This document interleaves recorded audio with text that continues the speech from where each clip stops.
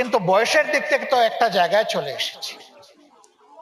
এ জীবনে তো অনেক কিছুই এই রাষ্ট্রের এই জাতির আমরা ভোগ করেছি, কিন্তু তোমাদেরকে রেখে যাব কোথায়? তোমাদের জায়গাটা, তোমাদের পাটাতনটা কি হবে? এটি আমাদের কর্তব্য। এই জায়গাটা তৈরি করে দিতে চাই। তোমাদের জন্য বাংলাদেশ, তোমাদের পছন্দের বাংলাদেশ, তোমাদের জন্য নিরাপদ বাংলাদেশ, তোমাদের জন্য গৌরবের বাংলাদেশ, তোমাদের জন্য ভিক্ষুক মুক্ত বাংলাদেশ।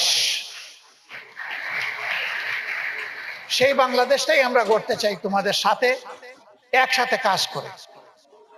এই জন্য আজকে এখানকে যাদেরকে আনা হয়েছে তাদেরকে বারবার অ্যাড্রেস করা হচ্ছে ইয়াং লিডার্স।